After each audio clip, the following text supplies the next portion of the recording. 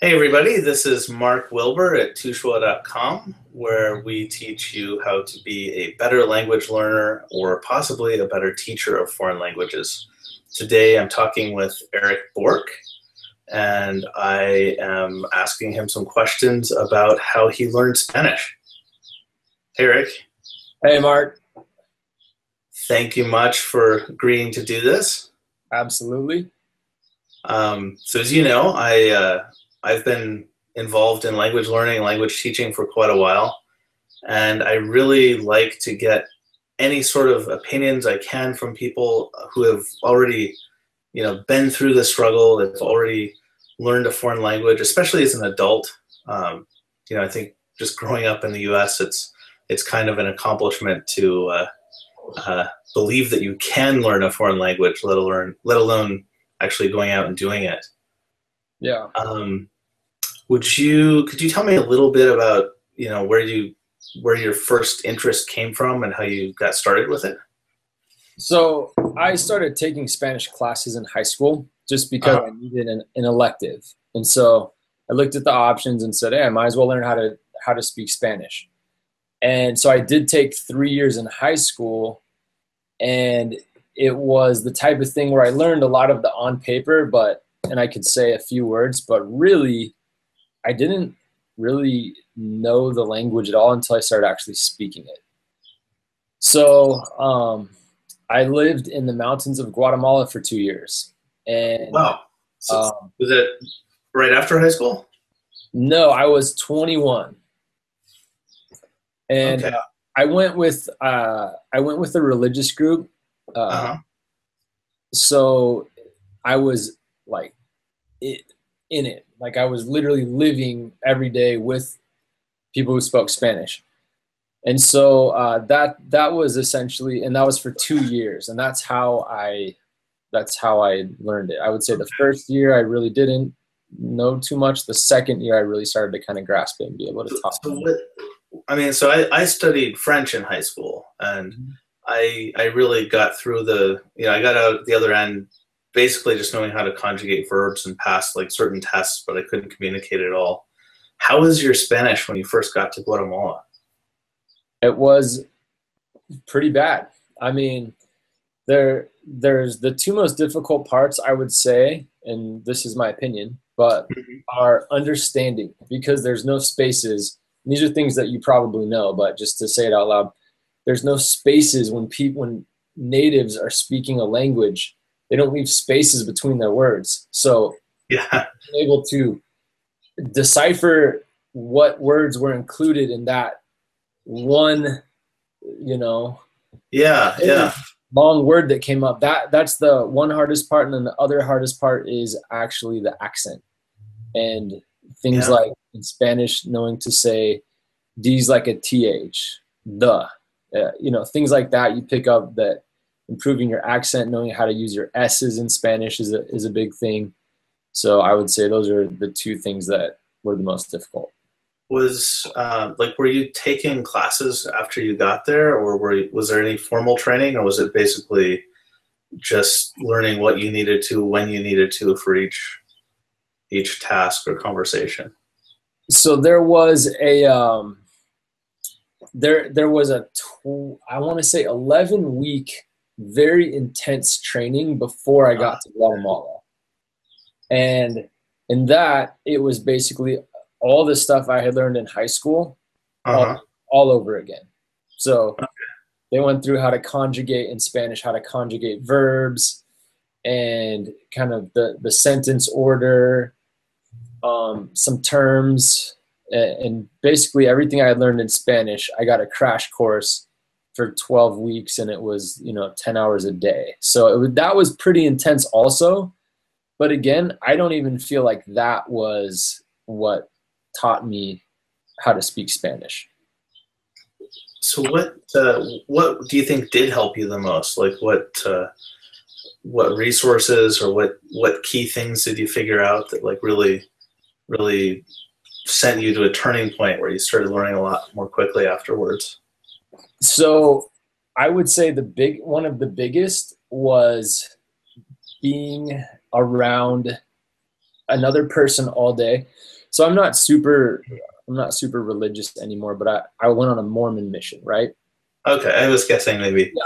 I just throw it out there since, a Christian or a Mormon when you go to South America. But anyway, I was with a companion all day, and sometimes those companions were from the United States, but other times they were from, Honduras. And so they literally could not speak English, and I literally had to speak Spanish. And I see a lot in the States. A lot of times people like my friends that I know that are from, say, Mexico, they'll want to speak English, but even though they're in the US, they work around people who only speak Spanish, and they never end up learning English. So I would say the biggest factor for me was being forced to communicate on a daily basis in Spanish. Yeah, and you weren't an English teacher, which I think also makes a difference. What so what from what you learned from that, like, is there anything you could say that, like, if you had an American friend who hadn't had that experience of living abroad and wanted to learn a foreign language, what would you advise someone who maybe doesn't even know if they can learn a foreign language? I would say probably. Let me make sure I understand the question. What advice would I give to someone who wants to learn a foreign language? Like specific advice?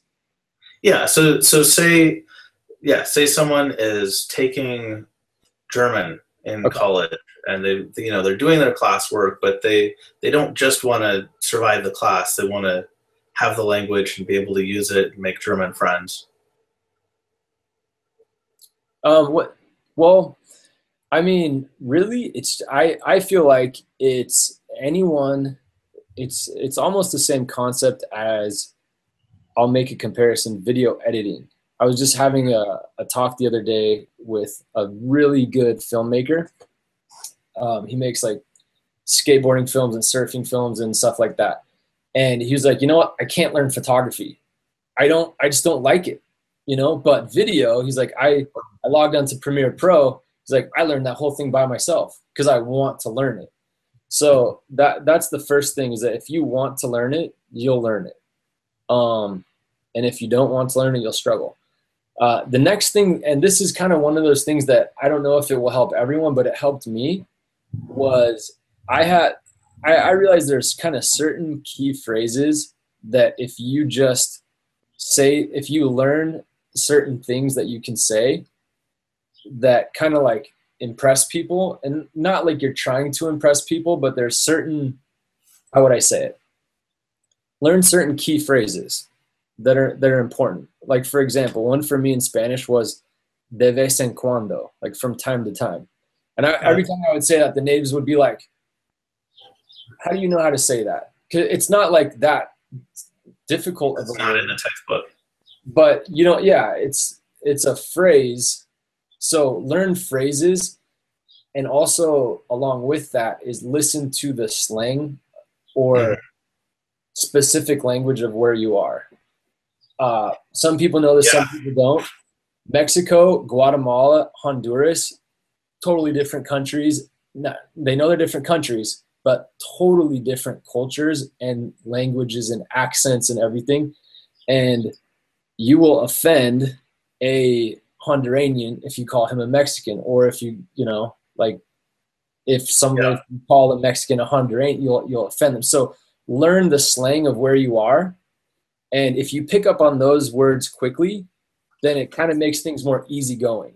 I agree. I had a similar experience in Taiwan. I was studying from a lot of materials made for people learning Chinese in mainland China. But I was in Taiwan, like, people have different accents. There are a lot of different words for things, especially the slang would be really different. And I just got laughed at first. And then, I got a little bit closer to how Taiwanese people spoke, and it was still a lot harder until I just kind of set those things aside and started learning how to speak the way people around me spoke. Yeah. Last, there's one more, I want to throw out one more thing on that, just because yeah. This was like the main observation that I made. The people that learn the language are the people that are not afraid to be awkward, and because it's awkward. It's awkward to, you know, if I'm with another gringo, to speak to him in Spanish. But the ones that learn it are the ones that just say, I don't care. I'm just going to do this. And it's not like I would never do it, because I would, you know, speak in English. If I was with a gringo, I would speak in English. But the ones that learn it real good are the ones that are like, I don't care. Like, and they'll speak in Spanish and it's awkward. Then finally people give up and they're like, okay, fine, I'm going to talk to you in Spanish. And, you know, then they do it. It's like, even now. Did you find many people answering your Spanish in English? That's what I was about to say, is that now I speak fluent Spanish. And so, you know, I'll walk into like a liquor store and I'll be talking and I'll be listening to a conversation. I'll just like jump in on it and they'll like look at me and they're like, man, that was only a few words, but the accent was good. Then they'll respond in English and then I'll respond back in Spanish. And they're like, okay, you can actually speak Spanish pretty good. This is in California. In California, yeah. But nice. in Guatemala, it was cool that a lot of people wanted to learn English. So I would obviously speak in Spanish and they would speak in English, and we would speak each other's languages to kind of learn. And people find value in that. I mean, especially if there's a desire, if English is your first language and whatever, you know, country you're in wants to learn English, there's an advantage there, because you can speak in whatever the native language is there, and then they can speak in English and you can be learning from each other. But the one thing I wanted to say though is that the people who really learn are the ones that just say, it's kind of awkward, but I'm still going to do it sometimes. And they just let it be awkward. Yeah, there's definitely a lot to be said for that. Yeah, so last question. This is really great, by the way. I appreciate it. Last question is, how much has Spanish helped you since leaving Guatemala? Like, do you feel like it impacts your life positively now that you're living somewhere you don't need Spanish to get by?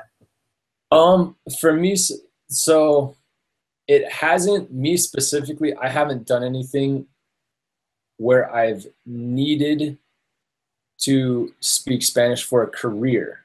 Right. There have been instances, and to be honest, I can't think of a specific one, but I know there's been multiple. I mean, there's been times when like someone was like talking about me and I could understand it because they were speaking. And then like there's been a couple of times where I've jumped in and been like, have a nice day, you know?